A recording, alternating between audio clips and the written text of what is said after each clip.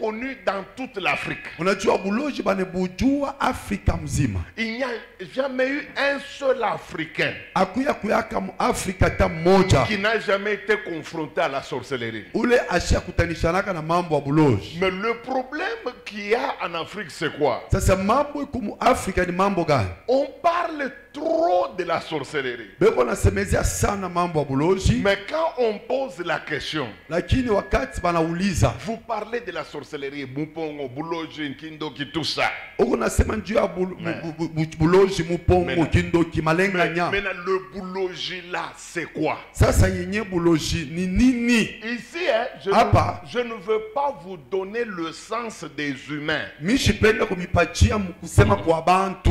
Ici, je veux vous donner le sens de Dieu. Ce que Dieu comprend par la sorcellerie, le Buloji, le Kindoki.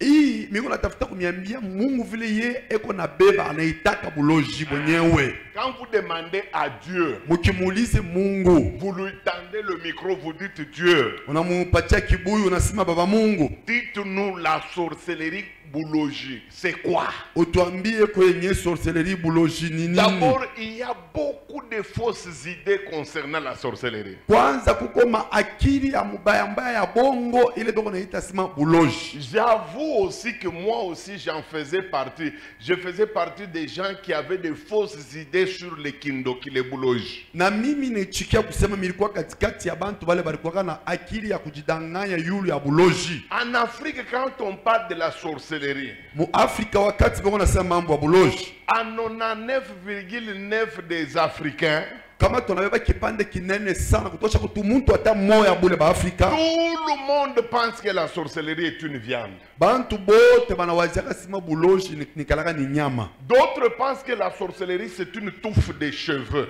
Bengine beko nawazia sima buloji inekalaka ni nywele mwa hivi. D'autres pensent que c'est un chat noir qui traverse la parcelle la nuit. Bengine beko nawazia sima ni mpushi mweushi loko napita mumpango bushiku. D'autres pensent que c'est un morceau d'habit attaché à quelque chose. Bengine beko nawazia sima ni kangwa kamwa karuji basha kufunga fashi fulani. Donc généralement quand vous demandez aux Africains, Kubantu mingi ba Afrika ukibaulize, le buloji, le kindoki, la sorcellerie qu'on appelle magie noire, c'est quoi? ile buloji sorcellerie banaita magie noire ni nini? Ils pensent tous Bote banawaziaka kwamba c'est quelque chose comme la viande, comme le sang, comme les ongles, des choses comme ça. asema iko kintu kimwa sa nyama sa damu sa mankucha bintu bya ile namuna. Et j'aimerais vous dire, Napenda nimeleze, tant que vous allez commencer à voir la sorcellerie sous cet angle-là, kila mara we utaanzaka kuwaziaka sema ile njo buloji, vous aurez des problèmes très sérieux pour la combattre. utakuwa na kigumu ya kuipika vita. Par exemple, vous pensez que la sorcellerie c'est une touffe de cheveux. Kwa sababu tubebe mfano unawaziaka sema buloji ni nkunji mwa ya nywele, Ou kifurushi ya bien nywele. pour vous, la sorcellerie c'est une viande saignante. Wala buloji kwako ni nyama kuna via damu. Alors quand vous raisonnez comme ça, Kama we unawaziaka mwile namuna, il vous sera difficile de combattre très bien la sorcellerie. itakukuya kigumu kupika buloji vita vile na fai. Si vous voulez vaincre la sorcellerie, Kama unapenda ubushinde buloji, vous devez avoir la même conception qu'a Dieu de la sorcellerie. inakupasha uanze kububeba buloji munamunele Mungu alekalake kune bubeba. Donc vous devez avoir la même définition que Dieu a de la sorcellerie. Inapasha maana ya buloji kufatana na Mungu njo ikuwe maana ya buloji kufatana na wewe. Dans la mesure où vous la comprenez comme elle est, Ni wakati uneibeba munamuna vile nekalaka, que vous pouvez facilement la combattre et la vaincre. njo unaweza kuikombanisha kwa rahisi na kuiwina. Moi aussi étant pasteur, Mina mie kama pastor, moi j'étais convaincu, même quand j'étais pasteur, je croyais que la sorcellerie est une viande. hata wakati nilikuwa pastor nilikuwa mimi kuna wazia sema buloji ni nyama. Alors quand Dieu m'a commencé, il m'a appelé au ministère de délivrance, surtout quand il m'a mis parmi les sorciers. La première chose que Dieu a corrigée dans ma tête, c'est la définition de la sorcellerie que j'avais.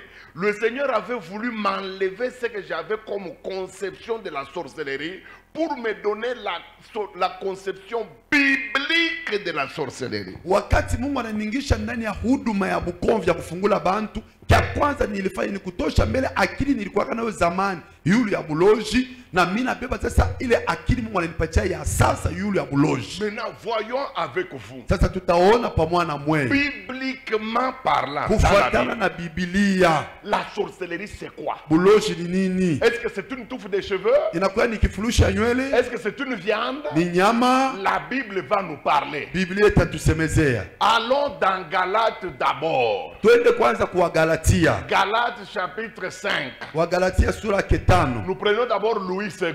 Tubebe kwanza Louis II. Galates chapitre 5. Wa Galatia sura 5. 19 à 21. Mustari ya 19 mpaka 21.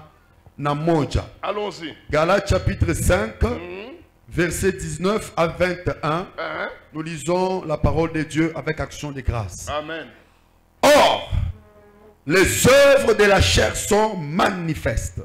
Ce sont l'impudicité, l'impureté, la dissolution, l'idolâtrie, la magie, les inimitiés, les querelles, les jalousies, les animosités, les disputes, les divisions, les sectes, l'envie, l'ivrognerie, les excès de table. Voilà. Alléluia. Amen. Asseyez-vous. Munaweza kuikaa. Galates 5. Wa Galatia sura 5. Verset 19 Mustari ya 19 à 21 dit ceci. mpaka 21 inasema hivi. Or, les œuvres de la chair sont manifestes. Yenyewe makazi ya mwili inaonekanikaka. Ce sont Ni l'impudicité, usharati, l'impureté.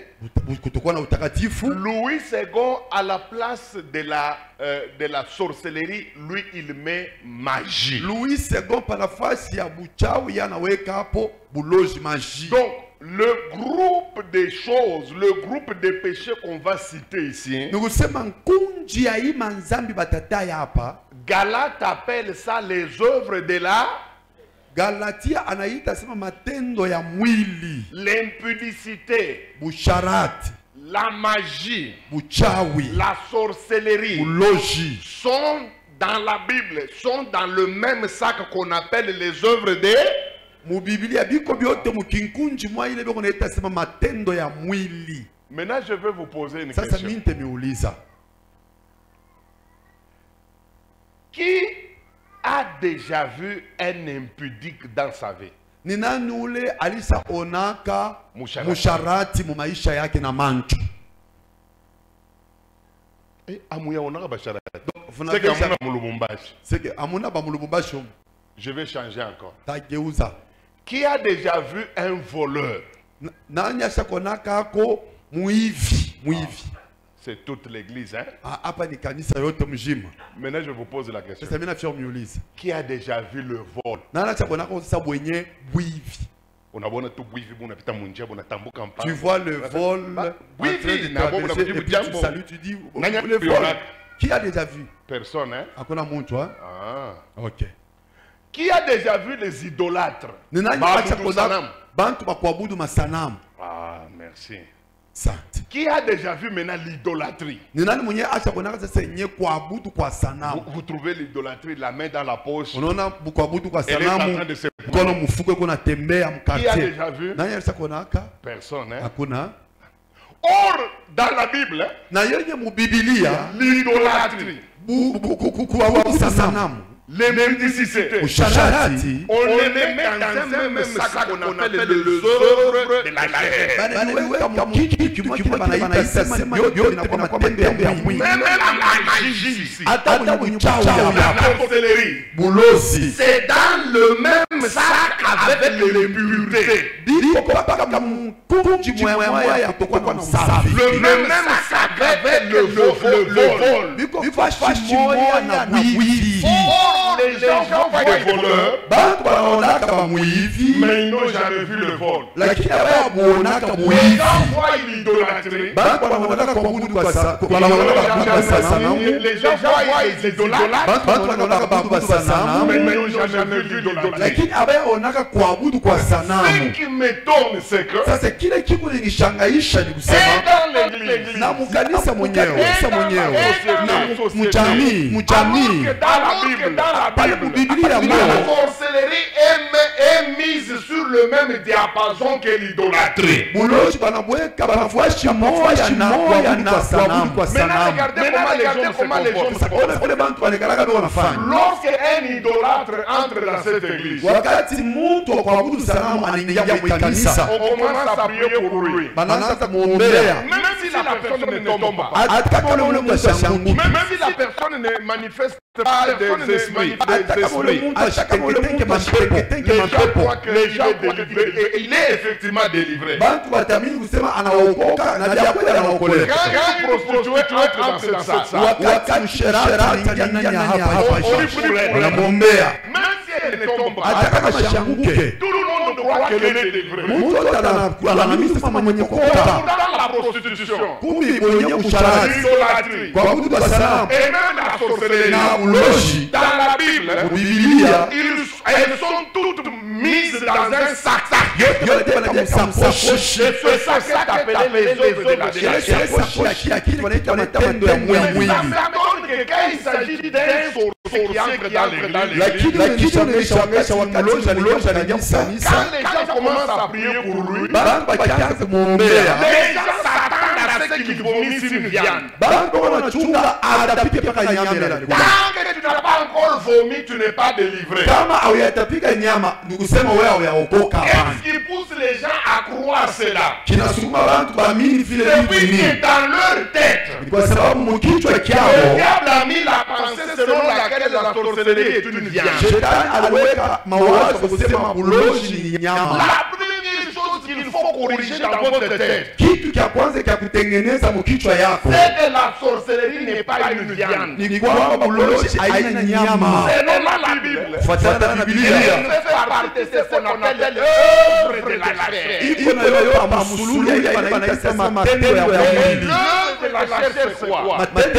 ya mwili ni nini? C'est un esprit qui entre dans la personne Ni mpepo mwa anaingia ndani ya mtu et qui produit à travers la chair de la personne certains actes. anaanza kutumia kupitia mwili ya mtu matendo fulani. Quand est-ce que quelqu'un devient menteur? Mtu anakuwa muongo. Je, C'est quand l'esprit de mensonge vient, entre en lui. ni wakati mpepo ya bongo inamuingia Et à travers sa chair, il commence à mentir. na kupitia mtu bwake anaanza kulanda. Quand est-ce que quelqu'un devient prostitué? Wakati gani mtu anakuwa Quand msharati? l'esprit de prostitution vient, entre en lui. Ni wakati mpepo ya msharati Et kuingia à travers sa chair, na kupitia mwili il wake commence à produire la prostitution. anaanza kufanya msharati. Si la sorcellerie était une viande, Kama buloji kuingia ni nyama, écoutez comment on devait écrire Galates 5, versets 19 à 21. muone vile batafuta kwa kitabu wa Wagalatia 5 mstari wa 19 On mpaka devait, si 21. la sorcellerie était une viande, Kama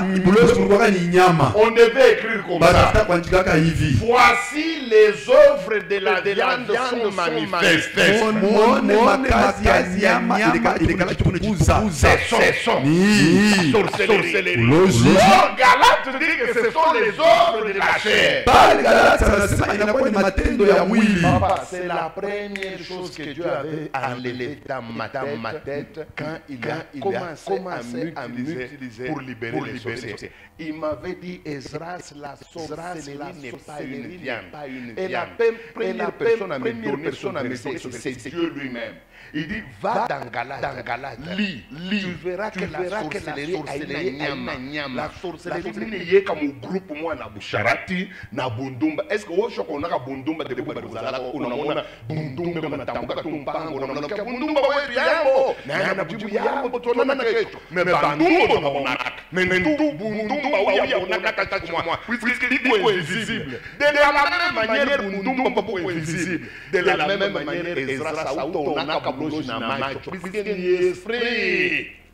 Kitu cha kwanza yenye Mungu alitengeneza ndani ya wakati aligisha huduma ya kufungula baloji. Anasema Ezra, uweke kichwa chako baloji haina nyama. Na mtu wa kwanza kunipatia akili ya kwenda kufungula hii verset ya Galate ni Mungu yeye mwenyewe. Anasema tu ne verras jamais quelque part. Tu vois l'impudicité en train de passer, tu salues bonjour impudicité. Nous allons nous revoir demain. Dieu m'a dit enlève dans ta tête. La sorcellerie ce n'est pas une viande, tout comme l'impudicité, tu ne peux pas la voir. Mais la sorcellerie est un esprit.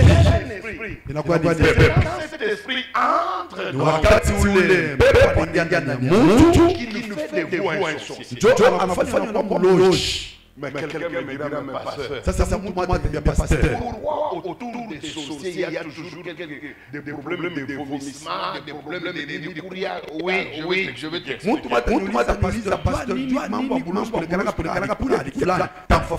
C'est vrai que la sorcellerie est un esprit. Ça n'a jamais été quelque chose de palpable. D'ailleurs, moi j'avais dit à Dieu, pourquoi quand on amène certains enfants, par exemple chez les postolos, puisque ce sont les postolos qui sont spécialisés, qui sont reconnus au Congo, comme atapole mon abachambula quand même, comme on a kaya boloji, mon akidia mon fils tu apostol. Or ni babo sana mwile domaine. Donc, mina sema Mungu, pourquoi mtu anaweza kwenda kwa apostolo kisha wanaanza kumtapisha nyama? Mungu ananiambia verset d'ailleurs dans la plupart des cas, ule mwenyewe anatapikisha nyama ule. Njoo mwenyewe mloji munene. Puisque vile mkicho mnaanza kusema nyama, alors banesha kuyua. Alors kama unaleta mtoto ni kufanya nero ya nyama inatoka. Tena ni kinyama kinatoka hata na madamu. Alors comme ça mnakuwa convaincu que en tout cas mtoto alifunguliwa. Mais ba mingi bale banapeleka kule. Banatapika manyama. Kama analeta mkibushi, utasikia mtoto anakuambia sema mimi wangu hapa mimi nilikuwa na kabloji kaivi. Mais depuis alipeleka kwa ule baba Dieu alinyongezea.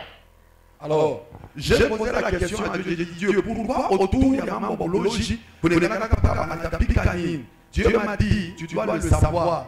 Dans la plupart, puisque vous devez aussi savoir que ceux qui sont spécialistes dans le domaine de la délivrance de la sorcellerie, ce sont les apôtres. D'ailleurs, vous les insultez, mais quand vous avez un cas comme ça, vous avez courir chez eux.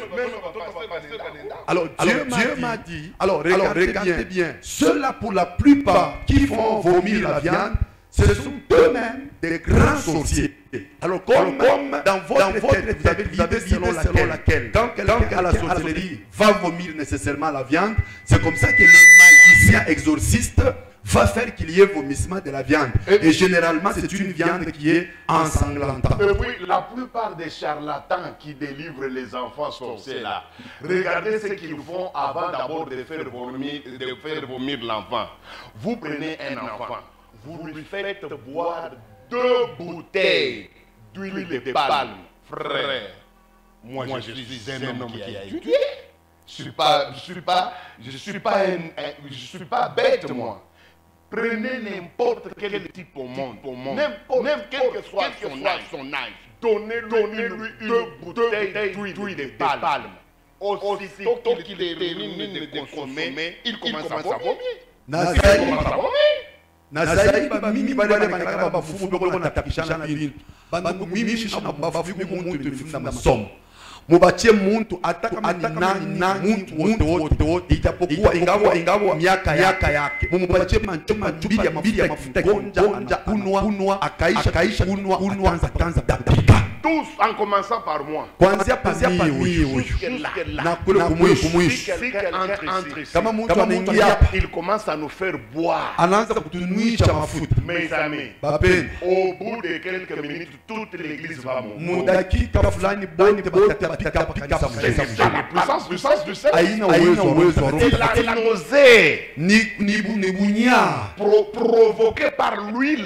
Ile mafuta inazala ndani ya Notre mtu. organisme est fait de sorte que Juu mwili yetu balitunga kusema quand nous consommons trop une certaine huile dans une certaine condition, kama tunakula mafuta fulani na fulani, ça provoque l'envie de vomir et nous commençons à vomir. hebu na sisi tutatapika paka. Ce n'est pas une délivrance. Haisa ndio mtu anafunguliwa. Oh, tu as amené tes enfants là-bas, ils ont vomi. Mais tu as remarqué qu'après ce vomissement, ils sont devenus pires qu'avant. Wewe ulipeleka watoto wako kule, uliona kisha babo watatakisha ndio vinakupitisha. Est-ce que j'ai dit que quand on fait la délivrance des sorciers, il n'y aura pas de manifestation? Je ne dis pas ça. Mimi nasema kama wanaanza kuombea balosha kutakuwa kuonekana kwa kutoka kwa pepo. Et d'ailleurs, il y a des manifestations. Na mingi kuonekana pepo. La seule différence entre l'esprit de sorcellerie Tofauti katikati ya pepo ya ulozi et avec tous les autres esprits, na hii mapepo wengine yote, c'est que l'esprit de sorcellerie, il est complètement différent des autres esprits en ce sens que souvent quand il veut entrer dans une personne, il recourt aux choses matérielles. Et c'est pourquoi les gens se trompent facilement pour taxer ces choses matérielles-là de la sorcellerie. ni juu pepo ya ulozi kabla ingie ndani ya mtu ile kala kuna pitia vitu vya kwezi kula.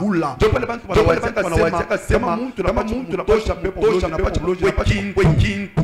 L'esprit d'impudicité n'a pas besoin de choses matérielles pour entrer en toi. Pepo ya usharati haihitaji kitu ingie ndani mwako. L'esprit de vol n'a pas besoin de choses matérielles pour entrer en toi. Pepo ya bwevu haihitaji kitu kugusa ingie ndani mwako. Le seul esprit qui a besoin de choses matérielles pour entrer en toi, pepo moja tu inahitaji kitu cha kupapasa juu ya kukuingia, c'est l'esprit de sorcellerie. ni pepo ya bulozi. À supposer, je peux prendre ça, je prends ça comme la viande. Muone, mimi naweza kubeba hii inakuwa sanjo nyama. Maintenant, je veux rendre le pasteur Gervais sorcier. À supposer que moi-même je sois sorcier, à supposer. Tufanye ikuza minjo mulozi, mimi natafuta kumfanya pastor Gervais akwe na yeye mulozi. Au départ, la viande que j'ai en main là, Kumwanzo hii nyama niko nayo mikono hapa. reste la viande. Ni nyama lwayo. Alors une viande ordinaire, Ni nyama ya ng'ombe paka ya kama ni ya nkuku. que n'importe qui peut manger. Ile mtu wote anaweza kula. Mais cette viande devient dangereuse quand? Lakini hii nyama itakuwa na hatari wakati kama. C'est lorsque j'évoque l'esprit de sorcellerie. Ni wakati mina ita mpepo ya bulozi. Et l'esprit de sorcellerie vient se placer derrière la viande. Na mpepo ya bulozi inakuwa kubamba hii nyama. À partir de ce moment-là, Wakati ile la viande devient dangereuse. njo nyama inakuwa na hatari. Et quand je donne au pasteur Gervais, Wakati nampatia pasteur Gervais, le pasteur Gervais mange. pasteur Gervais anaikula. Il n'a pas Jésus. Lakini ashina na Yesu. La viande en soi, c'est la viande. Nyama yenyewe lwayo ni nyama. Mais ce qui rend cette viande-là dangereuse, Lakini kinifanya ile nyama c'est ikuwe na hatari. l'esprit que j'ai placé derrière. Ni ile mpepo minaweka Dès que kunyama. ça arrive dans l'estomac, Wakati inaingia ndani ya butumbo, ça rend le pasteur Gervais sorcier. njo inamfanya pasteur Gervais Mais anakuwa la bulozi. viande Lakini nyama lwayo n'est pas en soi la sorcellerie. haina njo bulozi. La sorcellerie, c'était l'esprit qu'on a placé derrière la viande. Bulozi ni ile roho bana pepo banaweka Donc, kunyama. bibliquement parlant, Mukibibilia la sorcellerie n'a jamais été une viande. bulozi abuya kuyaka nyama. La sorcellerie n'a jamais été une touffe de cheveux. Bulozi abuya kuyaka kifurushi ya La nywele. sorcellerie n'a jamais été un morceau de pagne. Bulozi abuya kuyaka kipande ya kikwembe. Toutes ces choses-là, Ebi bitu byote on peut les utiliser pour placer l'esprit de sorcellerie. banaweza kubitumia njoo ya kuweka hapo mpepo wa Ce ne bulozi. sont pas ces choses qui sont la sorcellerie. Lakini haina bio bile bintu C'est njo bulozi. pourquoi dans Galate, hein, njo kwa maana ndani ya il est Wagalatia écrit wanaandika les œuvres de la chair matendo ya mwili sont manifestes. iko On nejitukuza. ne dit pas les œuvres de la viande. Abaseme makazi ya nyama On ne pana, dit pas les œuvres de morceaux d'habits.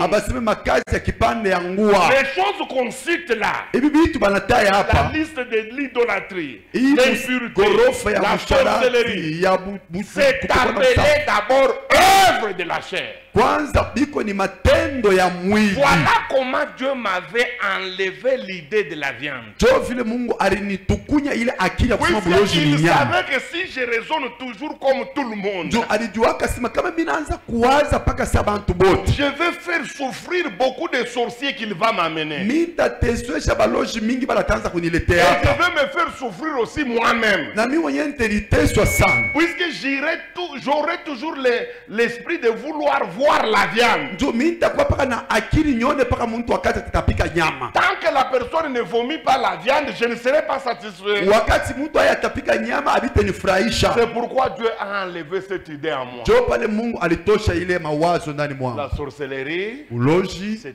un esprit. ni mpepo, Au même titre que l'impudicité. paka vile mpepo ya Au busharati, même titre que le vol. paka vile buivi, De la même manière que nous voyons les impudiques et que nous ne pouvons pas voir l'impudicité, paka vile tunaonaka basharati lakini hatuwezi kuona busharati. de la même manière que nous voyons des voleurs, mais nous ne pouvons pas voir le vol, Munamuna mwamwa tunaonaka bezi lakini hatuwezi kuona acceptez buizi. aussi que nous allons voir des sorciers. Mwichike pia kusema Nous tunaweza ne tutaona verrons baloji jamais avec nos yeux la sorcellerie. lakini buloji mwenyewe atutebonaka na mancho. Alors la sorcellerie, ce n'est pas une viande, Kumbi buloji haina nyama, ce n'est même pas un chat, haina tampushi, fut-il noir, hata kama ni wa ce mweushi, n'est pas ça la sorcellerie. haina njo buloji ile. Ouais, si la sorcellerie était le chat, Kama buloji bulikuyaka ni mpushi, Galates chapitre 5 verset 19 à 21 devrait s'écrire comme ça. Wagalatia sura Les ketano œuvres des 19 chats na sont 21. manifestes. Ilitafuta kuandika kusema makazi ya mpushi mweushi ni hii inakutukuzaka.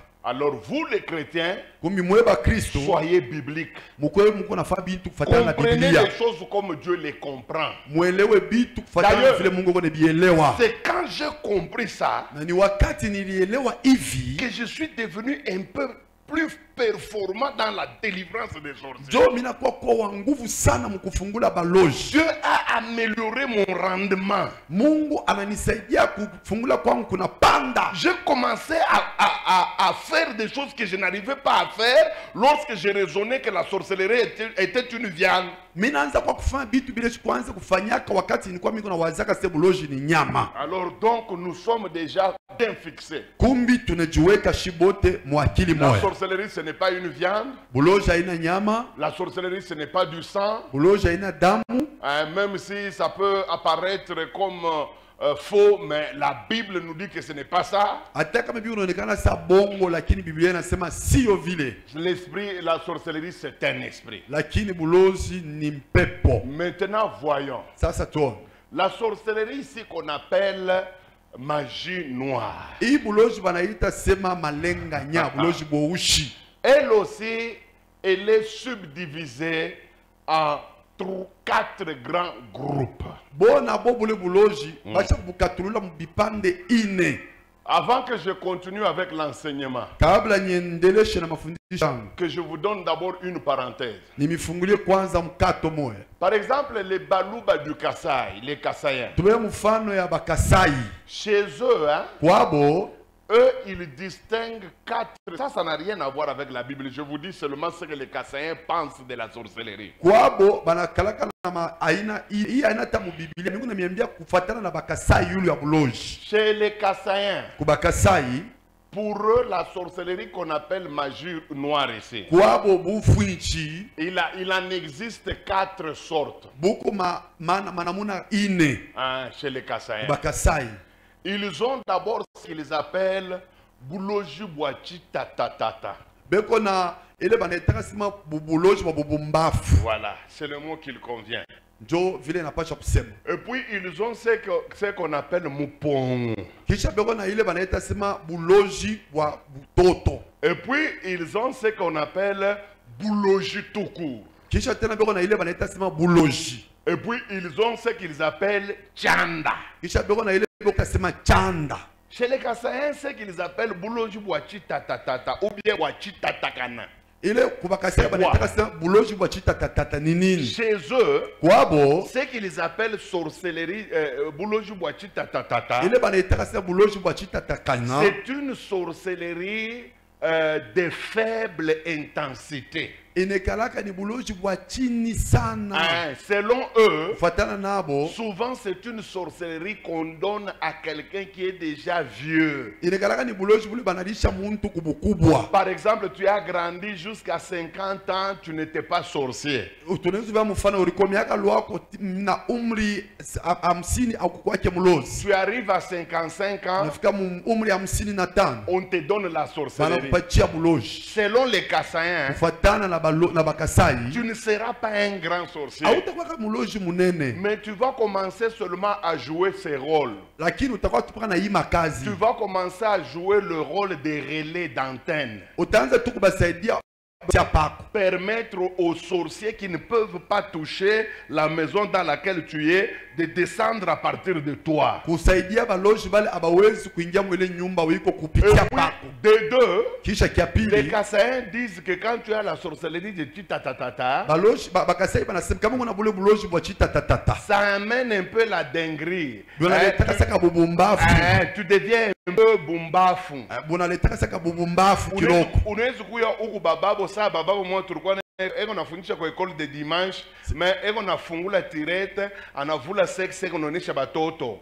Donc bumbafu buloji bunamupita, bunamulembaka ja eko naonesha mwili yake ya banaume toto kwa école de dimanche. Tutoto nyoto na wako tuambese papa mumfukuze huyu bababo. Eko natonesha mwili yake. Donc titatatata kinakuwa kibumbafu. C'est comme un papa que nous avions à l'école de dimanche qui pouvait ouvrir sa tirette et montrer son organe génital aux enfants. Les enfants sont venus nous rapporter pour que nous les chassions. Mupongu, ce qu'ils appellent mupongu. Ça, ça, mupongu yo ni nini? Ubakasai mupongu ni nini? Chez les Kassaïens, le mupongu c'est quoi? Ni ile buloji iko nakupa ma acte moya, bantu bote beko na shutuka. Mu milieu ile ukifanya kaka. Mtoto kuna buloji. Donc beko na vumburia à partir ya acte moya unafanya, aikalaka ya bumuntu. Par exemple, banachia baba yako Bukari, kukaje, banachia baba yako Bukari. Uno mtoto wa 4 ans anashikia besoin ya kufanya kaka, anafungula sahani anayambia amo kisha anafunga nenda kukasai beko naita se mupongo ile bantu alingana banasema azana makambo makasi makasi. Chez les Kassaïens, ce qu'on appelle le mupongu, c'est cette histoire de sorcellerie qui pousse quelqu'un à manifester des actes étonnants. Par exemple, on prend l'exemple de quelqu'un, d'un papa à qui on a laissé la bouffe, mais un enfant de 4 ans qui a besoin de faire popo, il va sur la bouffe, il fait popo, il part. C'est ce qu'on appelle le mupongu chez les Kassaïens. Maintenant, il y a ce qu'on appelle le bouloji. Ça, c'est coucou qui les banaïta sima bouloji. Chez les Kassaïens, qu'est-ce qu'ils appellent le bouloji? Pour Kassaï qui les banaïta bouloji nini? Bouloji là, c'est tu es agent du diable. Toi-même, tu reconnais que je suis là pour travailler, pour manger, pour tuer. Donc, tu te comportes comme agent du diable. Bouloji ni muntu we mnyosha kuyase miku muntu yake ya shetani. Kazi yangu mimi ni kuwa bantu ni kulia. Uko nafanya vile muntu wa shetani anekalaka. Et le 4e niveau chez les Kassaïens toujours. Ça c'est une particularité des Kassaïens. Je vous fais comprendre. Vous allez comprendre pourquoi je vous ai donné l'exemple des Kassaïens. Puisque ça va me permettre de vous enseigner quelque chose maintenant là. Atua ya ine kubakasa ini paka mamufano kubakasai. Mutawa elewa jwali mingu nimepatia mfano kubakasai. Njuu iteniruhusu kumifundisha kintu kipande ya saba. Maintenant ils ont une autre 4e sorcellerie. Lakini beko na aina ingine ya hine ya buloji. Qu'ils appellent Tchanda. Beko na ita sema chanda. Chez les Kassaïens, Tchanda a 2 significations. Kubakasai chanda ilekalaka na mana mbili. Premièrement, Ya kwanza, la première signification de Tchanda, maana ya kwanza ya chanda ni nini? c'est l'endroit où tous les sorciers se rencontrent. En français, on appelle ça pandemonium. Ni ile fashi baloji banenda kulokeaka. Mufrançais banaita sema pandemonium. D'abord, tous les Kassaïens savent. Je peux leur dire, kaka, il est membre de Nilandia, dans le rassemblement, le monde de la sorcellerie, le pandémonium, le 2e monde. Les Kassaïens appellent ça Tchanda. C'est pourquoi vous allez voir quelqu'un qui vous dit, cette histoire que vous dites là, vous me l'avez vu dans le Tchanda, ça signifie c'est le lieu où ils se rassemblent pour faire leurs activités de La sorcellerie. deuxième signification de Chanda chez les Kassai, Sasa maana ya pili ya chanda kwa Bakasai c'est que c'est le niveau le plus haut de la sorcellerie. ni kusema njo hatua ya yulu sana ya Les buloshi. Kassais disent que Bakasai banasemaka hivi, quand quelqu'un a le niveau de Chanda, wakati mtu eko mu hatua ya chanda, donc on ne peut pas même le consulter. ni kusema awezi hata kwa kumuuliza. Il peut être assis à la cité. Anawezi kuwa alikuwa shikuikala kunyumba, La sorcellerie quitte son corps. buloshi butatoka ndani ya mwili yake. Elle va à la Katouba, elle tue, elle massacre, elle fait tout ce qu'elle veut et puis elle rentre. Bunenda On n'a Katouba. pas besoin de ton avis. Tu es Chanda, toi-même là, tu es hôtel. Tu es hôtel de la sorcellerie. Buloshi butenda kukatuba, bunaua bantu, bunafama accident, bunangusha bantu bimamichi, bunarudia. Abata mulomba, njuu chanda yenyewe, isha kufanya wewe unakuwa mazabau yayo. Ça, c'est la spécialité ou une particularité des Kassaïens. Ile inekaraka ni upekee ya Bakasai. Maintenant, revenons à nos moutons, rentrons dans notre enseignement. Sasa turudie ndani ya mafundisho yetu. Cette sorcellerie qu'on appelle magie noire, Kintoki, Bumfunchi, Bouloge, Bouichi, mais c'est quoi? Hii buloji banaita sorcellerie, magie noire, bufinchi, buloji, malenganya ni nini? Hein, cette sorcellerie, il y en a 4 sortes. Hii buloji buku nabo mabipande ine. Il y a 4 niveaux. Kuku mahatua ine. 1. Ya kwanza, Il y a ce qu'on appelle la sorcellerie passive. kuko buloji bule banaita sema buloji, walakini muntu sa anajua sa shijijue. Dans certains milieux, ils appellent ça la sorcellerie inconsciente. Je n'aime pas ce vocabulaire puisque ce n'est pas honnête. Et vous allez voir avec mon enseignement pourquoi je refuse qu'on appelle ça sorcellerie inconsciente. Utaona mu mafashi ngine banaitaka sema muntu kona sorcellerie inconsciente. Mishipendaki ile tanko kwa sababu haina vile biko. Tamionyesha hapa mtayua njua nini shipende kuita yo sorcellerie inconsciente. Et puis il y a la sorcellerie active. Na kuko buloji bule buku natumika. Et dans certains milieux, ils appellent ça la sorcellerie consciente. Je n'aime pas ce vocabulaire. Na mu mafashi ngine banaitaka sema buloji bunye muntu kona zamili shipendaki kutumia ile tanko. L'enseignement va me donner raison. Suivez seulement. Mafundisho tenipatia sheria, mwa mwanze kufuata tu. Et puis il y a le 3e niveau qu'on appelle la sorcellerie des sang. Na kuko hatua ingine ya tatu ile bako sema buloji bwa mudamu. Et puis il y a une 4e sorcellerie. Na kuko ya hine, Hein, c'est ce que moi j'appelle ni ile mina itaka la sorcellerie latente. Ikuna lala ndani ya buloji bule buku na lala busha kuikala mbele kimya mumuntu. Je vais vous expliquer ça. Minte nifafanushia hayo. Nous commençons d'abord avec la sorcellerie passive. Tuanze kwanza na buchawi bule buku zaifu. La sorcellerie passive. Buchawi bule buku zaifu. Il faut qu'on commence par là. Inapasha tuanzie pa. Ya kwanza, C'est le premier niveau, le tout premier niveau. njo hatua ya kwanza ile. Ici, la personne est au niveau des noviciats. Hapa muntu angaliki eko nejifunza. Il n'est pas encore très expert. Bado asiyakuya mufundi. Il est sorcier, Eko, oui. eko muloji ndio. L'esprit de sorcellerie l'habite, oui. Pepo ya buloji imekwisha kumikala ndio. Mais seulement au niveau de la sorcellerie passive, Lakini wakati muntu angaliki na buloji buko zaifu, cette personne est en train d'être utilisée par des plus grands sorciers que lui. ule muntu beko na mutumia bachawi bakubwa kumshindia yeye. Les sorciers passent par son esprit pour faire des dégâts terribles. Baloji beko na pitia paro yake jua kufanya mamambo mubaya. C'est pourquoi même lui-même au tout début, Njo kwa maana hata ye moya kumwanzo je dis yake, bien au tout début, kumwanzo il a même des difficultés pour réaliser son état réel. eko na bigumu nju ya kujijua ye binafsi. Mais cependant, il a beaucoup de points d'interrogation puisqu'il a des choses que lui-même voit, que lui-même vit, qu'il ne comprend pas. Lakini ndani yake kuna mambo fulani wanajiulizaka njuu eko na mabintu bile naona eko naishi lakini ashibielewi. Comme il est encore au niveau de la passivité, Sa vile angaliki muhatua ya uzaifu, il n'a pas encore connu beaucoup d'expérience. asia kwa muntu mwenye kujikamilisha kabisa ndani. C'est pourquoi certaines choses lui passent par son esprit et travaillent efficacement sans que lui-même ne comprenne. Njo pale bitu fulani biku na pitia paro yake na biku na tumika bila ye kuelewa. Et souvent, Na mingi les gens qui sont dans cette sorcellerie, ce n'est pas la loi, mais souvent, aina paka njo vile binekalaka, lakini mala mingi bale bantu beko ndani ya ile hatua ya bulozi ils pratiquent cette sorcellerie sous forme de rêve.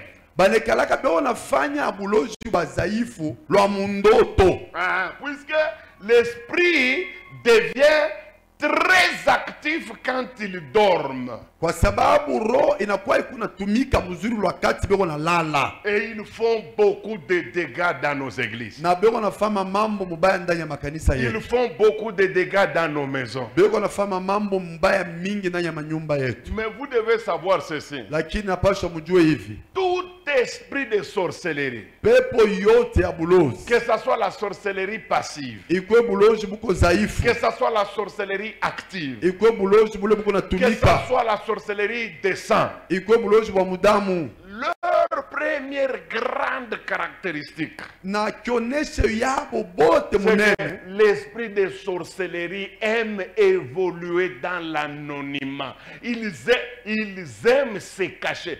C'est rare que tu comprennes rien qu'en regardant que ici il y a l'esprit de sorcellerie. bulozi lwabo kule bulitokaka bunapenda kutumika bila muntu kubutambua, bila muntu kubuvumbula, na biko nguvu kusema hapa peko fasi peko kazi ya bulozi. Je vous dis, quand il y a un esprit de sorcellerie quelque part, Wakati kunakuwa pepo ya bulozi fasi la fulani, sorcellerie aime toujours se cacher. bulozi bunapendaka paka kujifichika, Et puis elle se cache toujours facilement dans nos églises. na bunawezaka sana kujifichika kwa rahisi D'ailleurs, makanisa c'est la yetu. raison pour laquelle certains sorciers peuvent entrer même dans des groupes d'intercession, monter de niveau jusqu'à devenir vice-pasteur. Puisque le diable leur donne un extérieur qui convient à des saints. Njo pale utaona baloji mingi makanisa tengia mkunja baombaji eko napanda matua anakuya na pasta makamu, kwa sababu shetani anawapatiaka nguvu ya kuweza kujificha na ile kintu ya. C'est pourquoi moi je n'aime pas les églises qui n'ont pas de dons. Njo pale mishipendeke makanisa ashipo mazawadi mingi. Les dons nous aident beaucoup, toutes sortes de dons. Mazawadi ile tusaidiaka sana, mazawadi yote Ils nous aident beaucoup à lutter contre la sorcellerie. ile tusaidiaka sana kukombana na buloji. S'il n'y a pas, par exemple, Kama hakuna zawadi ya kuhoja hoja, hakuna zawadi ya matabiri, kama hakuna vile vitu vyote,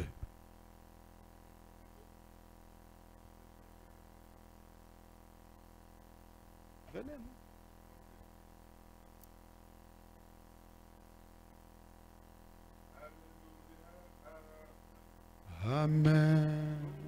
Amen. Ce n'était qu'un petit mauvais souvenir. Amen. Amen. Ilikuwa tu ni kabambo kaloko kabaya. La sorcellerie se cache. Buloji unaficha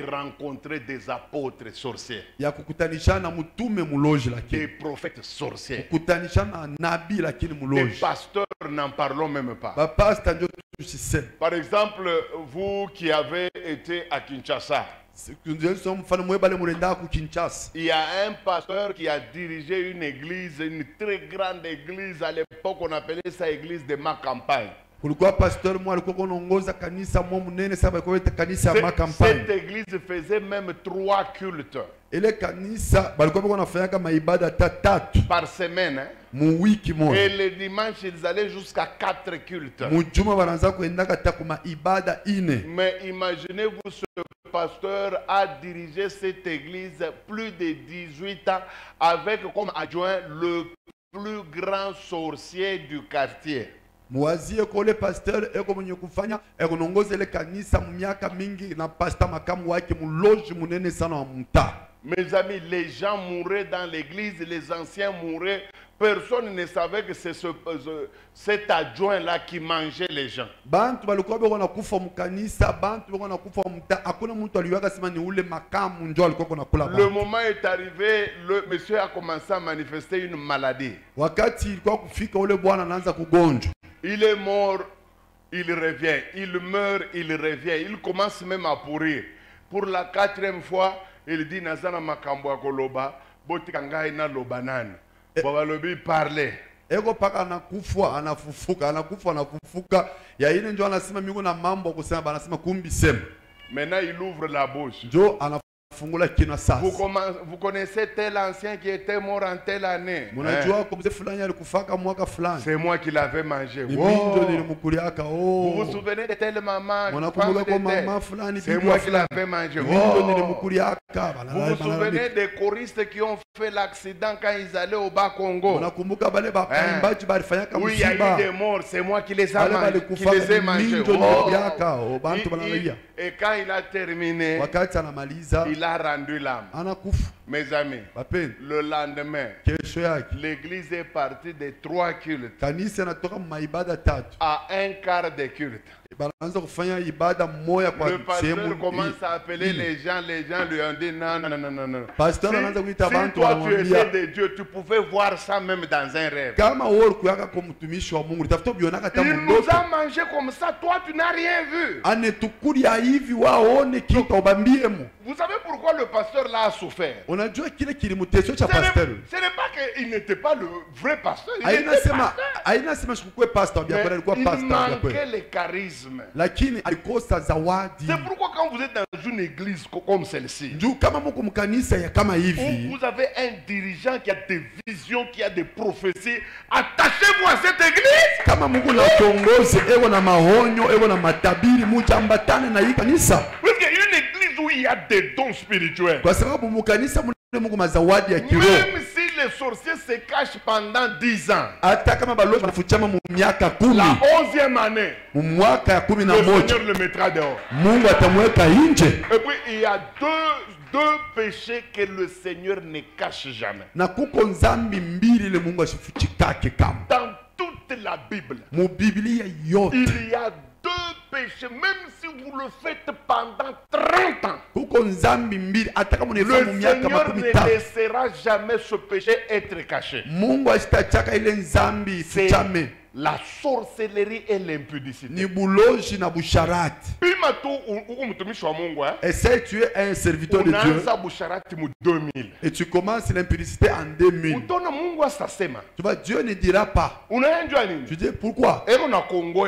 Il veut que tu te répandes. Mais si tu ne te répands pas, 2010, tu vas voir 2010, tu es toujours dans 2011. Papa, ça commence toujours avec les rêves. Tu vas voir même un tout petit décodim. Et maintenant que je dors,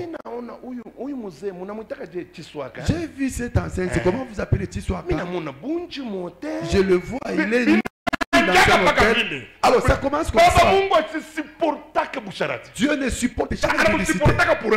Il le supporte pendant un temps.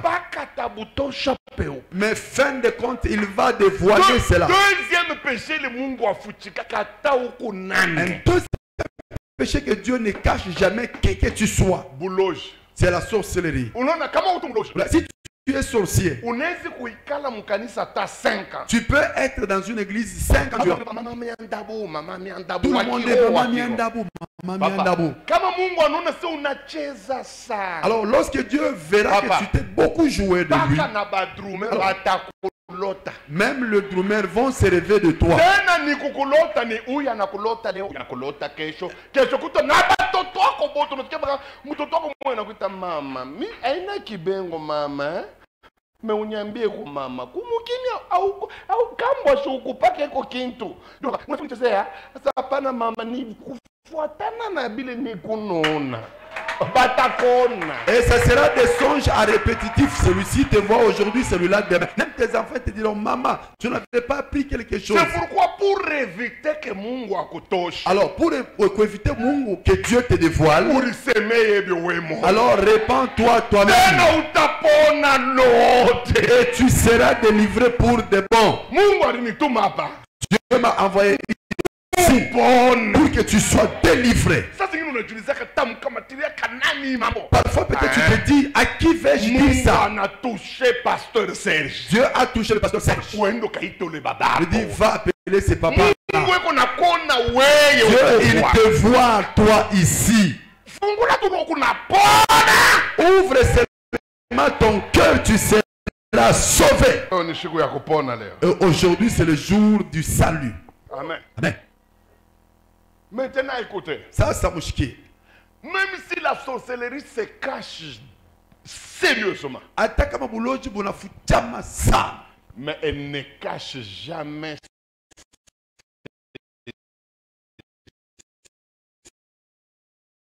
signe. C'est caché comme il veut. Il peut même apprendre à parler en langue. Et surtout que le langue au Congo c'est uniforme. À Kinshasa c'est bariboshi.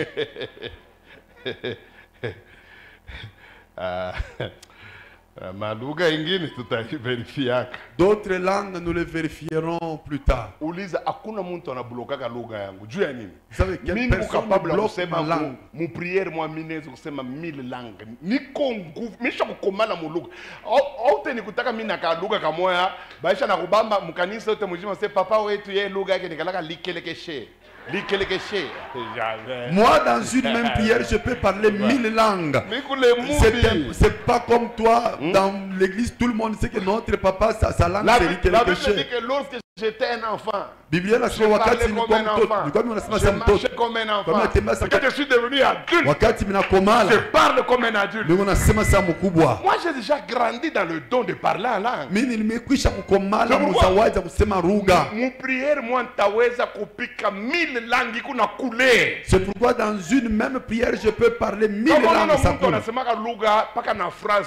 Alors si tu vois quelqu'un, il parle la langue avec une seule phrase, ce n'est pas dire que c'est faux. Le problème c'est que le problème c'est qu'il n'a pas grandi, il est resté le tout petit.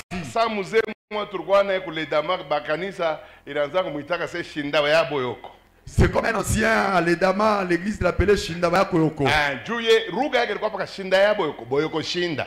Puisque sa langue c'était Shindayako. Alors tous les enfants de l'église de l'appelé Mouzé Shindayako. Et nous lui ont donné ce nom pourquoi? Il ne grandit pas Muluga. Quoi sababu il ne grandit. Si tu grandis, tu vas voir que la langue va commencer à changer aussi. Alléluia. Amen. Mais mambo na nyuma Kinshasa kuna lugha moja. Publication na bobe na lugha yabo moja. Bana nabo banikalaka na yabo compte meni compte bana mibaki asafa. Alors là c'est asafa c'est meni compte. Ça mimi najuliza. Alors moi je me demande. Écoutez mon commande. Alors écoutez, grandissez s'il vous plaît. Petit mambo ya Mungu. Vous êtes petit dans les choses de Dieu. Amen. Amen. Kisha kukonte. Alors moi ça courit pas. Après avoir compté, commencez maintenant à payer.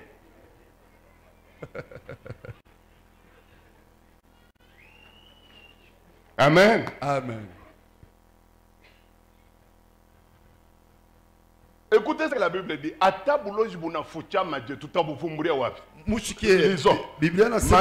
Matthieu 7. Matthieu chapitre 7. Verset 16 à 18. Verset 16 à 18. Nous lisons au nom de Jésus. Vous les reconnaîtrez à leurs fruits. Ah, répétez. Vous les reconnaîtrez à leurs fruits. Je sais que ce verset parlait des faux prophètes. Mais najua sema ishairi kwa nasema njuu ya banabii ya bongo. Mais ce qui est dit des faux prophètes là Lakini kile beko nasemea est banabii ya bongo. aussi vrai pour les sorciers. Kiko na kio kia kweli Un kubaloji. sorcier peut se cacher comme il veut. Muloji anaweza kufichama vile Mais anapenda. vous les reconnaîtrez à leur... Mutamtambua kwa matunda yake. Église, je dis, vous les reconnaîtrez à leur... Mutatambua kwa matunda yabo. Partout où est la...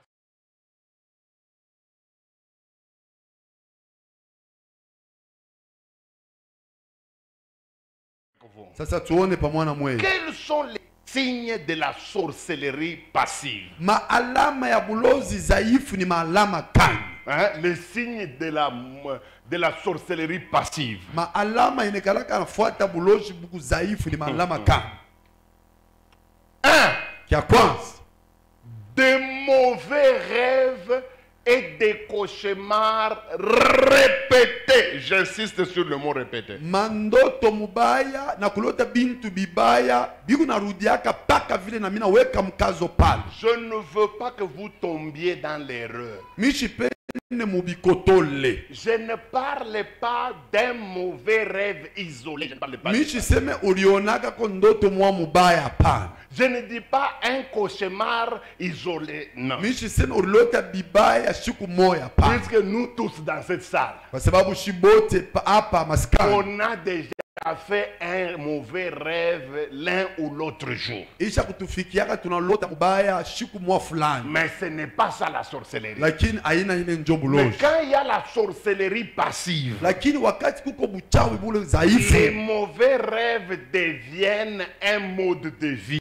mandoto mubaya njo inakuwa maisha yako ya kila siku. Les cauchemars répétés qui reviennent souvent. Kulota bintu bya bibaya biku narudiaka kila mara. Quand tu vois ça, Wakati unabiona vile, sache que tu es dans la sorcellerie. ujue kusema uko ndani ya buloji. Comme une sœur chez nous à Kipush, quand j'ai commencé l'église, Saa dada mwa kwetu kukipushi wakati nilianza kanisa, je l'ai sortie de l'intercession. Je dis à partir d'aujourd'hui, elle ne fera pas partie de l'intercession. mina mutosha mbombaji na sasa kutokea leo ashitaomba tena hapa. Puisqu'elle était sorcière. Kwa sababu alikuwaka mchawi. Comme elle avait le par-dessus qui convient au saint, Sasa vile alikuwaka unaonekana sa mtakatifu. les gens ont nié cela. Ah, pasteur, on exagéré na kubambana bouloge. Bantu balibishaka pasteur na exagere, il taxe tout le monde de Ça sorcier. crée des problèmes dans l'église. Ibilizalaka na mambo Est-ce que mkanisa. la sœur telle peut être une sorcière? Eti bunduku dada fulani anaweza kuwa mchawi. Finalement, j'ai dit à l'église, bon, comme vous êtes trop fanatique, ça va, nous la laissons.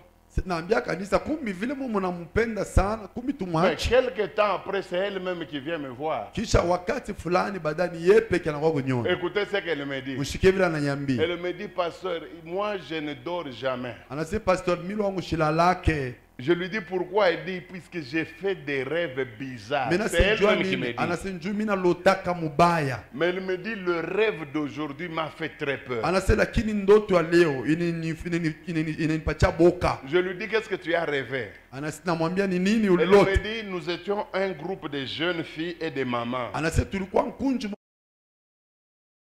C'était un concours qui consistait à voler en hauteur. Tulikuwa tuko nafanya mapambano ya ula taluka dinda yulu sana. La personne qui ira plus loin que tout le monde, Ule atenda yulu sana kupita bengine c'est bote. elle qui va gagner le concours. Njoo ule atawina ile mapambano. Elle me dit la première personne est allée, la deuxième, la troisième, puis ce fut mon tour. Anasema wa kwanza, wa pili, wa tatu wanapanda, sasa ilikuwa ni Elle wakati me yangu. dit, j'étais là où j'ai dépassé tout le monde. Anasema nilikuwa yulu mimi napita bote. Elle dit, je voyais qui poussait sous moi. Anasema nilikuwa mimi unaona kipushi, mimi unaona na mancho Je chini. voyais même vos maisons. Mimi naanza kuona na manyumba yenu. Elle-même me dit, il y a des maisons dont je pouvais percer le toit et je voyais comment les gens dormaient. Anasema kulikuwa na manyumba ingine nilikuwa mimi naweza kuangalia, mimi unaona vile watu Et il y a bashakulala. d'autres maisons maisons qui étaient couvertes que je ne pouvais pas voir. anasema kuna manyumba mengine ilikuwa yenye kufunika kwanza Et kuweza elle me kuiona. dit la plupart des maisons couvertes étaient des maisons de chrétiens. Anasema mingi manyumba ile ilikuwa basha kufunika ilikuwa ni ya Bakristo. Elle me dit j'ai commencé à planer. Anasema njoo mimi naanza kupepuka. Je suis allé même à Lubumbashi à la poste là, j'ai plané. Benafika na kulubumbashi pa Comme poste un mimi épervier.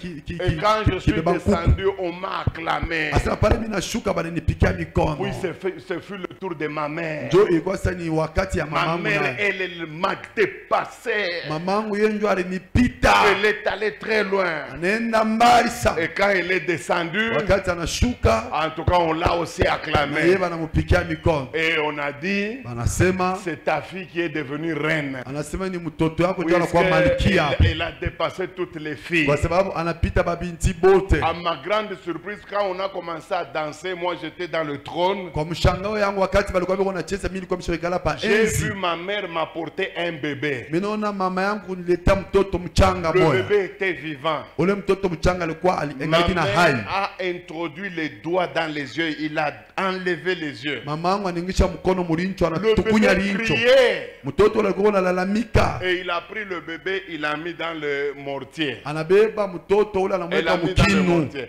Elle a commencé à écraser. Anaanza kutwanga yuko na vinya. Jusqu'à ce que le bébé est devenu haché. Paka pale ule mtoto anazanzika yeye wote. Elle m'a donné moi pour que je commence à distribuer la viande. Ananipatia njo nyanza kukabulia bale balikuwa pale nyama. Alors elle me demande, papa, Njo anasema papa, que signifie ce rêve? maana yake nini ile ndoto? Je la regarde, je dis, Mina tu mwangalia. es dans la chose. Mimi naambia na uko mkintu. Hein, qu'il faut ta délivrance. Inakupasha Et c'est comme ufunguliwe. ça qu'elle va me parler d'autres rêves de sorcellerie. Njo vile anakuwa kunyambia Frère. mandoto wengine ya buloji. Vous qui dormez, en train de dormir, Banduku ba dada bale munalalaka Mungu vous nalala, faites de mauvais rêves. Mungu nalota mubaya. Faites attention. Mukebe ange.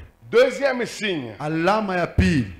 qui va vous montrer que vous avez l'esprit de sorcellerie. Ele itakuonesha kusema kuna pepo ya buloji. Des fatigues matinales inexpliquées et inexplicables. Mchoko asubuhi ya awezi kuyambia mtu inatokea wapi. Tu es allé au lit à 19h en forme. Ulilala mu 19h welo wako Ce ulikuwa n'est pas que enfant. tu as dégagé beaucoup d'énergie. Haina sema ki ulitumika.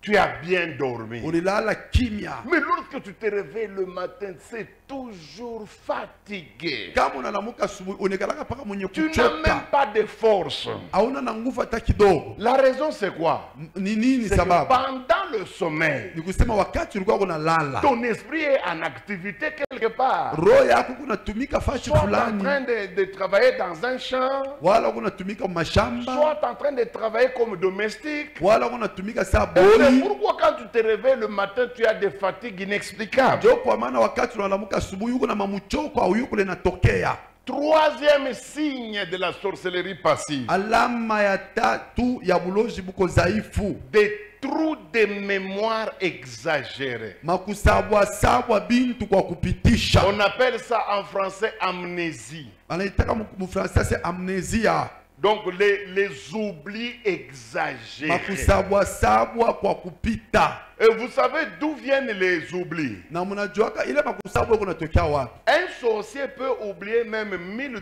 dans la toilette. Hein? Muloji anaweza kusabwa hata dola 1000 muwese. Il était dans la douche, il se lavait, il oublie $500 et il va se rappeler déjà en ville. Alikuwa eko na namai anasabwa dola 500 anaenda kukumbukia mu town. Savez-vous pourquoi ils ont des trous de mémoire? Mnajua jua nini balikalaka na vya kusabwa? C'est puisque l'esprit de sorcellerie, quand il entre dans une personne, Ni kwa sababu mpepo wa buloji kinyenda nya muntu il a l'habitude d'aller s'asseoir dans le siège des pensées. inekalaka na zowezo kuikala fashi ya mawazo ya Alors muntu. le siège des pensées reçoit un corps étranger. Sasa ile fashi ya mawazo ya muntu inapokea mwili ya C'est kigeni. pourquoi il y a dysfonctionnement. La personne commence à oublier trop. Njo pale bintu abitembeta na mzuri mzuri mtu anaanza kusabwa sabwa. Un enfant sorcier, tu peux l'envoyer chercher le sucre, lui il t'amène la chaussette. Mtoto ule na buloji utamtuma sukari, ye anakuletea chaussette. Puisque ici il y a un problème, quelque chose qui le dérange. Kwa sababu mkichwa yake kuko mambo iko na mzuru. Quatrième signe. Alama ya hine, Diminution très sensible du coefficient intellectuel.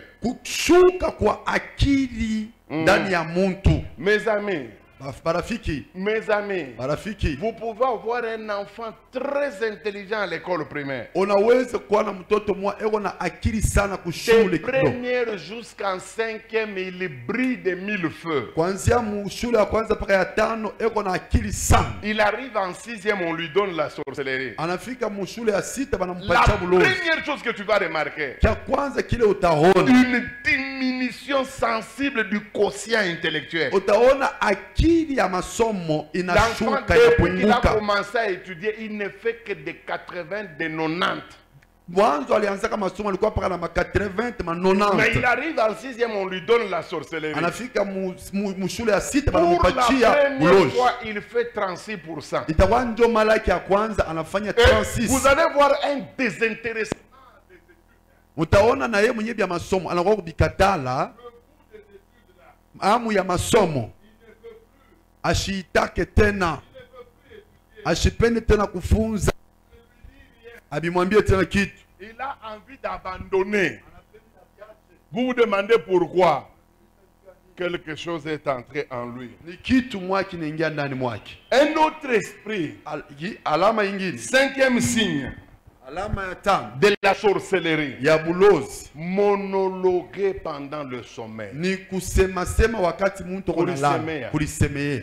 Faites attention avec quelqu'un qui monologue dans le sommeil. Mukebe ange na mtu la nilisemeleaka lakini asha kulala. À ce niveau ici, je ne veux pas que vous puissiez aller frapper les enfants d'autrui, puisque vous entendez un enfant en train de monologuer. Oh, pasteur Ezra, ça veut dire que c'est un sorcier. Non. Hapa Quand mishipende quelqu'un monologue, hein, wakati mtu kona lisemea, surtout écoutez ce qu'il est en train de sortir dans sa bouche. teka lishikio njoo kushikia bile benye kona sema ni Parce que binini. c'est normal quand un enfant a regardé un match Njoo iko inawezekana De yikuye football. mtu wakati aliona ou kabumbu. un enfant qui a joué tout l'après-midi au football. Wakati mtoto eko mwenye kucheza kabumbu sana La magharibi nuit, yote, il va dormir. anaenda kulala usiku. C'est normal Iko vya que kweli, son subconscient la nuit iko sawa, akili yake mawazo yake lui bushika renvoie imurudishie les images de l'après-midi. mapicha ya magharibi. Vous pouvez l'entendre en train de dire, ah, kapenda weka cornet, unipatie, unitupie kabumbuku. Ushipike mtoto abenya seko muloji, ile inatufikiaka shibote. Mais muntu kama eko na buloji, Mais eko quelqu'un neliseme. sorcier et qu'il monologue. Problème weka rishikio ushike bile eko na sema. Le problème c'est que tiens, écoute ce qu'il dit. Je suis allé donner ce séminaire chez le bishop Malango. Nilienda kufundisha mafundisho kwa Bishop Malango. Une femme avait un mari qui monologuait Mama mwa alikuwa na bwana iko najisemea sana pendant le sommeil. wakati kwenye kuchalala. Elle négligeait. Alikuwa kuna beula kile Mais kitu. quand elle a suivi mon enseignement, Wakati alikuwa kufuata mafundisho elle yangu, s'est dit, ah, leo bushiku mbele mtapima kushikia bwana wangu nisemea sana. anasema aujourd'hui je vais tenter Et d'écouter ce que mon mari La monologue. nuit, le mari a Usiku, commencé à monologuer. Bwana anaanza kujisemea. La femme s'est réveillée Bibi analamuka pour écouter ce que le mari disait. je kushikia bile bwana Maintenant, wanasema. qu'est-ce que le mari disait? Sasa bwana anakuwa anasema nini? Papa, na mimi nakatala. Non, je refuse. Ni bibi yangu mimi sitamkuria. Au C'est moins ma moi femme, je ne au peux moins pas moi manger. mkuria. Hey! Au moins Pourquoi? que vous voulez la manger. Namuka kumbe unataka Alors, kunitoa. elle dit, papa, réveille-toi, tu veux me sacrifier. Oh non, ce n'est pas son vrai nom, hein. Aina nchini yake Je hii. change son nom. Nabadilisha Oh, nchini yake. hani wetu nishikilie kwa bulungu. Non, Annie, aie pitié de moi. Miko mubuloji depuis Moi, butoto. je suis dans la sorcellerie Sasa depuis mon papa enfance. unaniomba nikutoe wewe. Maintenant, on me demande que je te sacrifie. Les gens qui monologuent la nuit, Bale bantu balijisemeaka kubushingishi. si ils ont aussi diminution du quotient intellectuel, Kama munaona na akili tena inabapunguka. ils ont des fatigues matinales, Munaona beko na mamuchoko asubuhi. ils ont des mauvais rêves. Beko na mandoto ya mbaya mbaya. Sachez que la personne est dans la chose. Mujue kusema ule muntu uko ndani ya kintu. Un autre signe de la sorcellerie Alama ingine ya buloji. passive, Buloji buko dhaifu. mouiller le lit. kujikolea pakitanda. Mouiller les lits pendant le sommeil. Kujikolea pakitanda wakati mtu kona lala. Quand vous voyez quelqu'un qui a 15 ans, mukikute mtu kona umri 15, 20 ans, umri 20, 25 ans, umri 25, chaque fois qu'il va dormir la nuit, kila mara anaenda kulala usingizi, il doit uriner. Inampacha pacha akoyola. Mukoyola wa ushingishi. Il pollue les lits. Kama unaona tu hata unaoa bibi yako anakoyola. Même si vous êtes votre femme qui pollue la nuit, on ne le dit pas aux gens, pas aux gens. Dans ta vie, si tu remarques maisha yako, tu as l'habitude d'uriner dans le lit. On est kalaka na zoezi wa kukoyola pakitanda. Il n'y a que 2, 3 possibilités. Kuko tu mambo mtatu tunaweza tuseme. Soit tu souffres d'une maladie qu'on appelle incontinence. Una magonjwa wanaita kutokuweza kushika. C'est-à-dire les muscles de ta vessie sont faibles. Sema mishipa ya vessie ya kushika. Et ils sont incapables de retenir l'urine. On appelle ça en français l'incontinence. C'est soit c'est cette maladie-là qui te fait uriner. Ou soit tu es en train d'être ensorcelé. Donc il y a un sorcier qui a jeté cet esprit d'urine. Comme à Kamina, une jolie fille.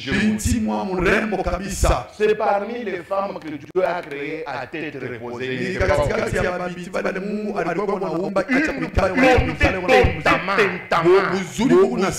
Avec un physique, hein? Vous voyez comme les Tutsis là, les femmes Tutsis, qui ont la forme de guitare là. C'est comme ça que c'était cette femme. Mais cette femme a souffert, on l'a chassée toujours dans les mariages.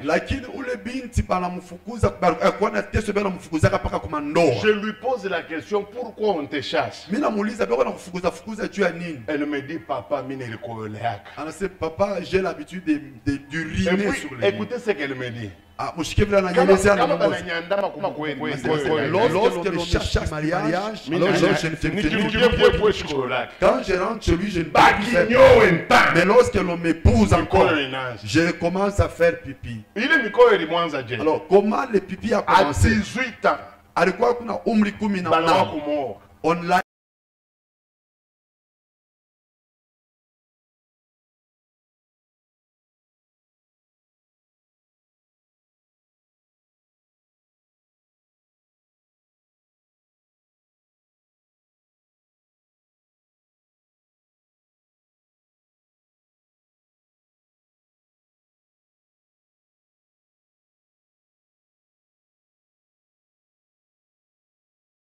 Va lui donner certaines racines. Elle dit ça tu vas manger, l'autre tu vas mettre dans des parties intimes. Le premier jour dans le mariage qu'elle a utilisé ça, elle avait vraiment fait pipi. Elle s'est rendue compte que le pipi est allé même au couloir. Alors le mari a essayé de supporter. Alors que ça a exagéré, le mari était obligé de mettre dehors. Elle est en train de polluer puisque ensorcelée. Je sais que tu vas poser la question de savoir. Révérend Esdras. Comment tutayua se imikoyo ni abeko na muloka? Comment saurons-nous ni eko na souffrir na incontinence au ni yenjo muloji? Quelle différence allons-nous mettre entre celui qu'on ensorcelle ou le sorcier même? Iko raisi. Lorsque quelqu'un fait pipi au lit, puisque étant malade d'incontinence, dès lors que vous l'amenez à l'hôpital, vous allez constater que les urines vont s'arrêter. Alors celui-là, sachez que c'était à cause d'une maladie. Mais si vous amenez quelqu'un à l'hôpital, C'est comme ça que il devient toute une citerne. Pale kunabakia paka deux Là, il possibilités. reste deux possibilités. Ile Ivoirien moi anasemaka il reste deux cas. Pale Ivoirien mwana sema kuku ka Alors mbili. soit beko na muloka. Voilà, il est ensorcelé. Alors utayua jaseme ini ya kulokewa. Alors comment allez-vous savoir qu'il est ensorcelé? Utona imasini yote mimi nasema inako. Vous allez voir que tous les autres signes que je viens précédemment de dire, il n'y en a pas. Moya kukoyona. Il n'y a qu'un seul signe. Mais Ile uyue beko na muloka. alors là, sachez qu'il est ensorcelé. Mais kama unaona muntu, Mais si vous trouvez la personne, il monologue la nuit. bushiko yako nalisemea, Il fait des mauvais cauchemars. eko na lota bibaya, Il a des mauvais rêves. eko na mandoto mbaya Il mbaya, a des trous de mémoire. eko na Il a makusabwasabwa, des fatigues. eko na mamuchoko ya Et suri, en plus de cela, kisha il yuya mouille yo le lit. eko na likolia. Sachez que la personne est dans, Muyua sema est huyu dans mtu la uko ndani ya chose. kintu. Eko ndani, ndani. Il est dedans. Hakuna mambo ya kuvulanda sema niko diacre. Uko Il n'est pas ndani. ba. question de nous dire non, je suis diacre. Non, tu Ndani, es kati ya dedans. ndani. Tu es vraiment dedans. Un autre signe, hii ni ya nguvu nayo. Alama ingine, ça c'est très fort. Manger souvent dans le sommeil. Kuriaka mubushingishi. Mwe bale bote munakuria bando kubushingisha ina saya kuria. Vous tous qui mangez, le sommeil n'est pas le moment de Bible manger. nasema vous aurez des sommeils tranquilles et paisibles. Biblia nasema mtakuwa na mausingizi iko ya stare na ya kimya na C'est ce que la kutulia. Bible dit. Na njo vile Biblia nasema. La Bible ne dit pas que vous allez commencer à manger dans le sommeil. Biblia iseme mutaanzaka kula mubusingizi hapana. Bantu bote bale banakuriaka kubushingisha. Toutes ces personnes qui mangent pendant le sommeil. Mushike kile mimi nafia kuambia. Écoutez ce que je voudrais vous dire ici. Shiseme uko totalement muloji. Je ne voudrais pas dire que vous êtes totalement Mais le sorcier. fait que uko nakuria kubushingisha. Mais le fait que tu manges dans le sommeil, Uko nakurisha dépôt ya mu monde des ténèbres. c'est qu'on te fait manger les dépôts du monde des ténèbres. Surtout si ce que tu manges Zaidi kama binye unakulaka. est incommissible. Bibitu bile bantu abakuliake. Par exemple, tu te vois dans le rêve Unajiona kwa mfano mundoto. en train de manger du gazon. Unakulia lunkoto. Ou bien tu es en train de dormir. Wala wakati wa kulala. Tu vois que tu manges des viandes saignantes. Unaona kuna manyama kuna via damu. Fais attention si tu te vois en train de manger des viandes. Ukebe ange kama kunajiona kuna kula manyama. Comme un papa là de l'Équateur Sa papa moi kwa Équateur. qui m'avait dit que Ola aliniambia nasema dans un Swahili, dans un Lingala de l'Équateur, ananiambia mulingala kwa Équateur. il dit papa nangai, Anasema papa na ngai ngai naza ndoki. mimi niko mchawi. Namuuliza ulikula ndoki je? Aseme Je lui ai posé la question, comment tu as mangé? kolobo koyelanga mosunyi na pokwa. Asema mimi naonaka mkono kuna niletea mnofu magharibi. Ekotelaka na fenêtre. Asema inaingililiaka padirisha. Iko nakuwa na nyama viande saignante. Beko niletea mnofu kuna toka damu. Mwebale munakuria fi mwa aliniambia sema Une fille m'a dit, ye alikuria buloji je. elle a mangé la sorcellerie comment? Eko nenda mu mantuku ya buchafu, eko nabeba malenji ya kumwenji. Ile bantu balienda nayo kumwenji madamu. Eko nakuria kubushingishi, eko nalambula na ile madamu. Elle voyait, elle va dans des poubelles, elle prenait le couche des menstrues et elle consommait les menstrues. Vous qui mangez ces choses-là. Mwe bale munakulaka bile bintu. Unaona kumandoto unakuria bampanya. Vous voyez dans les songes, vous bouffez des souris. Unakuria bilole. Vous êtes en train de bouffer des doigts. Unakuria mchele, hein? Soit vous mangez le riz Kubushingisha. pendant le songe. Mais unaangalia mule mkatikati ya kiungu richo mwa munene ya Mais Mungu. vous constatez que dans le riz, là, il y a un œil Papa humain. wetu baisha kwenda na wewe mbali. Mon frère, on est allé avec toi très Ile loin. richo kunaone. L'œil que tu vois là, Bibuloji. c'est la sorcellerie. Manger la nuit Kula musiku. est une erreur monumentale. Inakuwa ni kosa kabambi. C'est pourquoi il faut arrêter ça. Ndio kwa maana inapaswa kubishimamisha. Vous savez, pasteur Michel Banigalaka dit. Ouais, les pasteurs, je ne connais, je ne sais pas comment ils sont. J'étais en train d'enseigner ça quelque part. Nilikuwa niko nabifundisha hivi fashi Kumbi fulani. musala mulikuwa pasteur mwa anakuriaka Et kubushingisha. pourtant, il y avait un pasteur qui mangeait, qui avait l'habitude de manger dans le songe dans la salle. Il raconte des histoires. Quand il est sorti, il dit ne suivez pas les histoires d'Esdras. Et pourtant, il continuait à manger dans le son. Il mangeait dans les viandes. Mais il faisait des campagnes. Alors il va se rendre compte que 10 ans après, il va voir les gens de son village venir. Ils lui ont dit ceci: tu as beaucoup mangé de ce qui nous appartient. Donne-nous maintenant ta mère. Que le pasteur se réveille le matin, il se rend compte que tout ce qu'il mangeait dans le son, c'était la viande de la sorcellerie. Alors quand il a mangé et qu'il était tellement endetté, alors on lui a demandé que lui aussi contribue. C'était sa première fois de prendre le téléphone et de m'appeler. Parce que quelqu'un d'autre à sa place aurait honte. Parce qu'il m'avait tellement critiqué et il avait vraiment mis en doute en cause mes prédications. Je n'étais prêt à l'aider. Puisque j'avais une sorte de rancune dans mon cœur. Dieu m'a dit non, aide-le. Il va commencer à te respecter, ce monsieur, si tu l'aides. Ne regrette pas ce qu'il a dit sur toi. On l'a eu comment? En mangeant la nuit. Un autre signe de la sorcellerie passive. Fuguer, faire la fugue à la maison. Voilà. Tout enfant qui mange la sorcellerie, à un certain moment, surtout dans une maison où il y a quelque chose qui l'empêche de bien travailler, l'enfant va fuguer.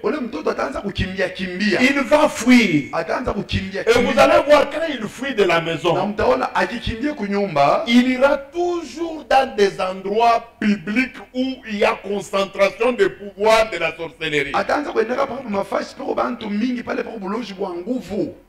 Le premier endroit qu'ils aiment, c'est le marché.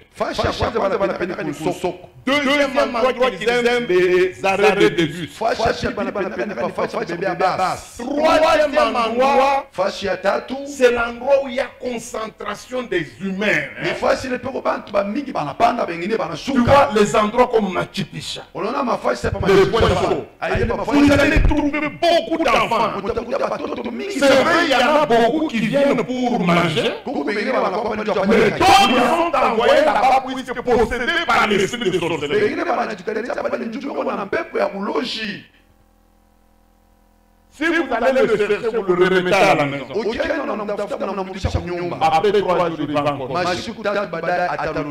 Faites attention. Un autre signe qui va vous montrer que vous avez la sorcellerie. Vous serez habité par un esprit de colportage et de verbiage. Colporter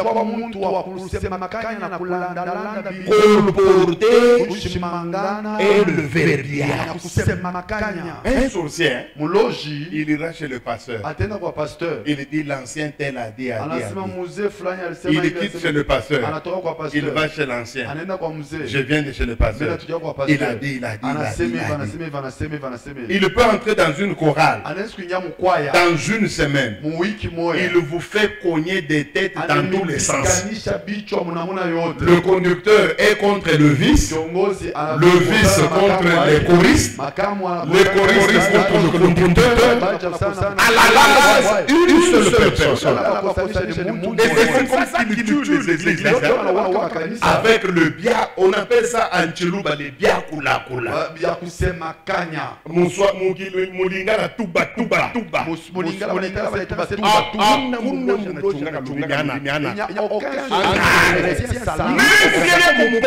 Même si il est défini par la nature.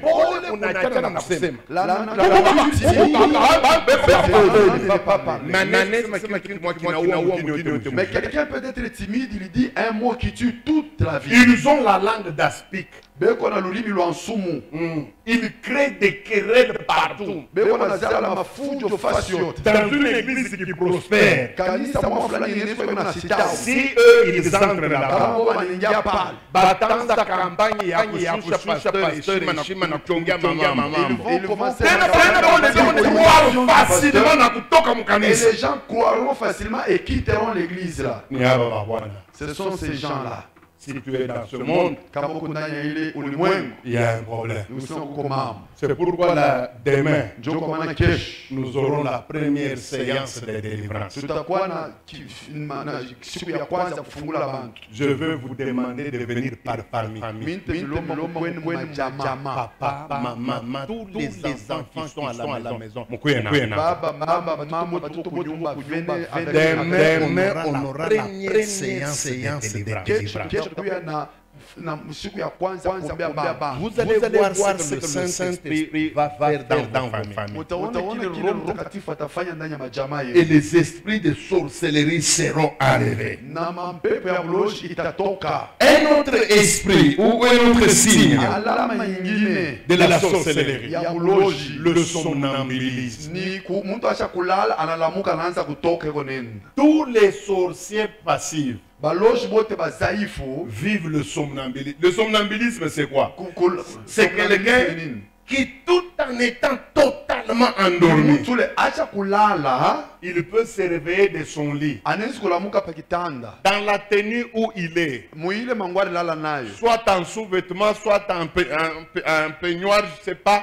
Il sort tel qu'il est. anatoka paka vile alilala, Il va au frigo. anaenda kufrigo, Il boit de l'eau. anakunywa na mai, Il rentre au salon. anarudia mu salon, Il allume la télévision. anafungula Et runinga, puis il rentre dans son lit. anarudia mu kitanda yake, Il dort. analala. Vous qui l'avez vu, Mwewe bala mulimoni, si vous lui dites le matin que tu es sorti, kama munamuuliza sasa tu as ulitoka fait ça, unafanya hivi, atakwambia sasa uniona mimi ushinichezee. est-ce que tu m'avais vu? Et il a raison. Na bia kweli C'est un ni somnambule. mtu ule eko na lala lakini eko nafanya mambo. Quand quelqu'un fait le somnambulisme, Wakati mtu eko na lala lakini eko nafanya mambo, il a de mauvais rêves. eko na mandoto mubaya, Il mange dans le sommeil. eko na kulia mundoto, Il a l'habitude de mouiller le lit. eko na zowezo kukoyola C'est le pakitanda. signe que la personne est dans la chose. Ni kusema huyu muntu eko mubuloshi Et cette personne doit être sauvée. na huyu muntu inapaswa aokolewe. Un autre signe de la sorcellerie, Alama ingine ya buloshi, planer dans le sommeil. kwanza kupepukaka mubushingishi. Unaluka, Voyez, vous sautez unazunguluka hivi. et puis vous êtes en train de Unaenda kwa planer. aéroport kulwa. Vous allez à l'aéroport à Luano Unarudia et unapita puis Ouagadougou. vous revenez, vous passez sur Ouagadougou. Huko Mkintu, Vous êtes dans la chose. huko Mkintu ndugu Vous yangu. êtes dans la chose, mon frère. Usiniambia sasa ni kwa muhasafa. Ne me dites pas que je suis de la SAF. Asafa iko mzuri sana. La SAF, c'est bien. Mais ile unafanyaka bushiku, Mais ce que tu fais la nuit, ça n'a rien à voir avec Asafa. aina bua SAF atama la moya. Ile ni kazi za giza. Parler, c'est l'œuvre démoniaque. Et la plupart des gens disent que Na bantu mingi banasemaka la sorcellerie ne se termine jamais. buloji abuishake. C'est une bêtise que je vois même dans les églises. Inakuwa ni kosa kabambi bino naka na Ce makanisa. qui me fait mal, même les prédicateurs. Na kiku ni nyuma, utona na bahubiri. J'ai déjà entendu un prédicateur qui prêche. Misha kushikara mhubiri mweko na hubiri anasema, Kama kuna bulozi kazi yako bulozi abwishake. si tu es sorcier, c'est ton problème. La sorcellerie ne se termine jamais. Ni mhubiri wa modeli kani? Je me suis dit, ça c'est quelle sorte de prédicateur ça? Soyons sérieux. Mnapasha kuya bantu ya Kama sawa. bulozi abwishake. Puisque si la sorcellerie ne pouvait pas terminer, Reconnaissons que Mungu na eko na mambo mwana shindwa. alors tuichike kusema Pourquoi qu'il y a tu- de ces choses que Dieu ne peut pas faire. Tushukure mulenda na haya. Là, ne nous voilons pas le visage. Tuya nini hii mabintu yote mnasemaka Yesu anadishaka. Puisque pourquoi vous dites dans tous les autres domaines que Jésus peut tout? Mambo yako yanishirikisha mimi. Et ce qui m'énerve, moi, Unaweza kuona bandia aisha kuwaka bantu 17 na kisu hivi. vous allez voir un bandit qui a Anawe. poignardé 17 personnes. Il suffit tu anakuwa mkanisa anaamini bantu Il suffit qu'il vienne dans l'église, il croit, tout le monde dira que Dieu l'a aidé. Alors vous allez voir quelqu'un qui a mangé la sorcellerie, mais qui n'a jamais tué quelqu'un, il continue à manger des viandes. Mais vous voyez, dans l'église,